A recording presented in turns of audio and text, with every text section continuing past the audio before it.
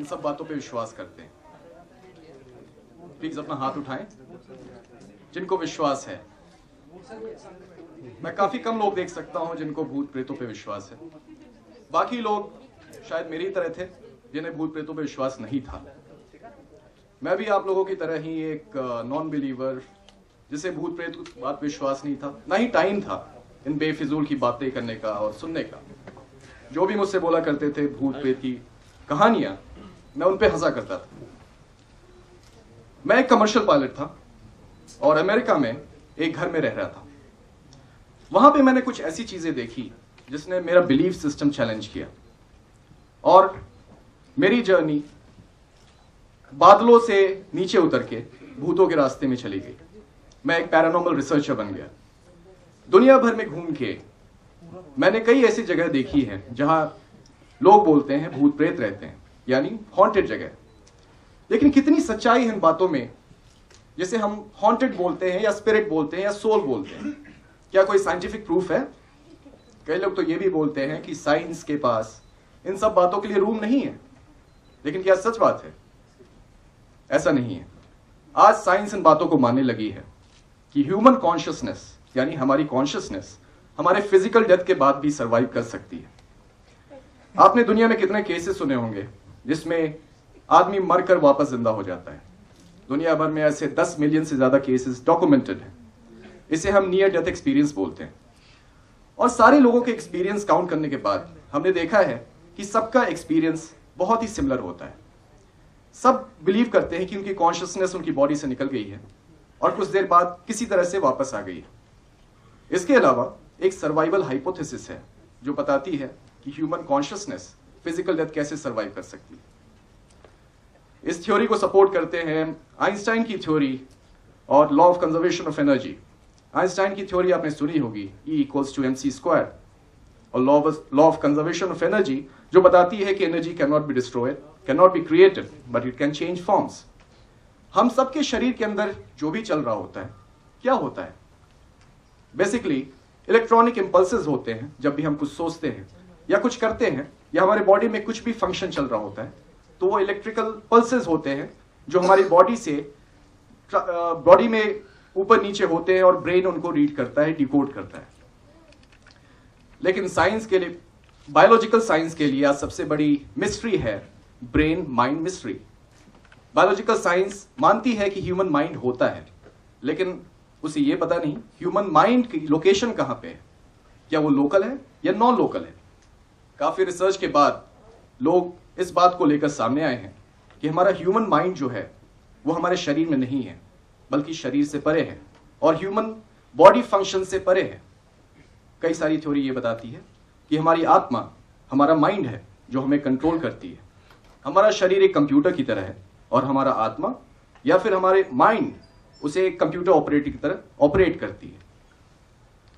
कई सारे ऐसे डॉक्यूमेंट, कई सारे ऐसे प्रूफ है दुनिया में और कई सारे ऐसे एम्पेरिकल एविडेंस है जिससे पता चलता है कि आत्माएं ह्यूमन बीइंग का एक रूप है, एक कॉन्शियसनेस है जो फिजिकल डेथ सर्वाइव कर जाता है। लेकिन क्या ये कॉन्शियसनेस जो फिजिकल डेथ सर्वाइव कर जाता है, क्या ये हर कॉन्शियसनेस, हर भूत प्रेत आत्मा जिसका नाम दिया गया है, क्या ये खतरनाक होते हैं? इस बात को चलिए हम डिस्कवर करेंगे। सबसे पहले हम जान ले कि पैरानॉर्मल क्या है और भूत प्रेत क्या है। 1915 में पैरानॉर्मल वर्ड बहुत ही कॉमन हो गया, यानी उन चीजों को एक्सप्लेन करने के लिए जो साइंटिफिकली एक्सप्लेन नहीं की जा सकती। ऐसी बहुत सारी चीजें आपकी लाइफ में पर्सनली आई होंगी जिसे आप खुद लॉजिकली या साइंटिफिकली एक्सप्लेन नहीं कर सकते। आप भगवान कह लीजिए या आत्मा कह लीजिए, ये सब पैरानॉर्मल या सुपरनैचुरल की कैटेगरी में आती है। Paranormal is beyond the normal. और भूत प्रेत आत्माएं पैरानॉर्मल की एक छोटी सी श्रेणी है। पैरानॉर्मल के अंदर यूएफओज और बहुत सारी ऐसी चीजें आती हैं जिन्हें हम साइंटिफिकली एक्सप्लेन नहीं कर सकते। तो स्पिरिट कितने तरीके की होती हैं? आप सबने सुना होगा कि स्पिरिट हम सबके अंदर होती है। स्पिरिट एक ऐसा वर्ड है जो लैटिन स्पिरिटस से लिया गया है, जिसका मतलब है ब्रेथ यानी सांस। अगर आपके अंदर सांस है इसका मतलब आपके अंदर स्पिरिट है। स्पिरिट बहुत सारी चीजों को डिफाइन करती है, आपके अंदर की करेज को, आपके अंदर की विगर को। इसलिए लोग कहते हैं जब कोई आप अच्छा काम करते हैं, इसलिए लोग बोलते हैं दैट्स द स्पिरिट, क्योंकि आप सबके अंदर एक स्पिरिट है, एक जज्बा है। जिंदा रहने का या आगे बढ़ने का। जो स्पिरिट अर्थ बाउंड रह जाती हैं, यानी जो spirit reflection of the past दिखाती हैं, उसे हम भूत कहते हैं या आत्मा कहते हैं। आत्माएं बहुत तरीके की होती हैं।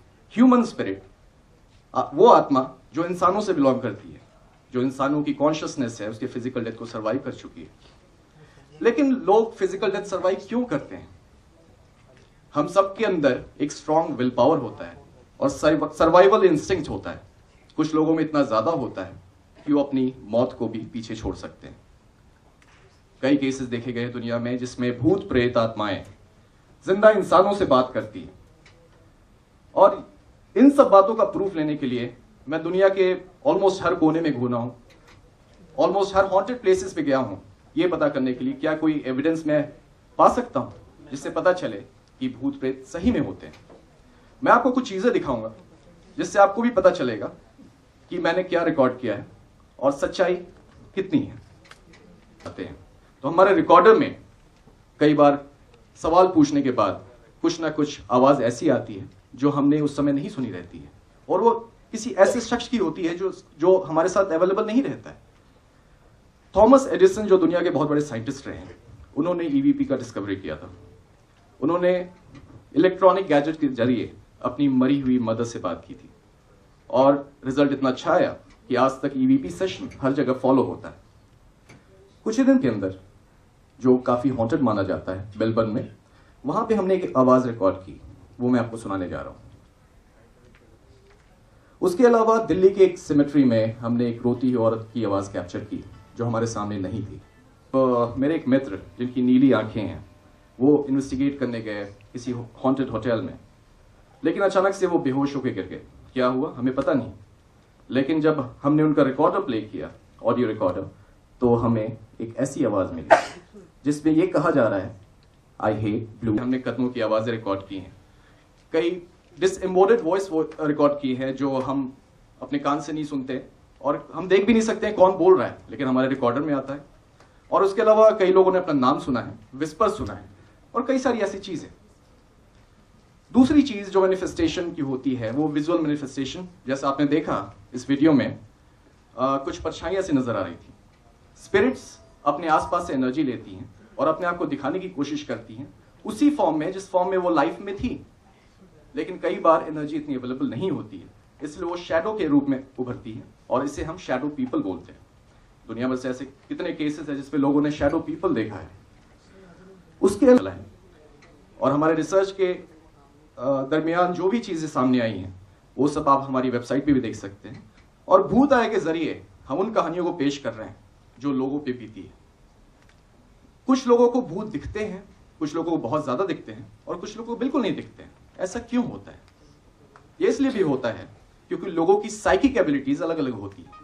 साइकिक एबिलिटीज क्या होती हैं वो सबसे अच्छा डिस्क्राइब करेंगे मेरे मित्र चिन्मय तिवारी, जिनको मैं स्टेज पे बुलाना चाहूंगा।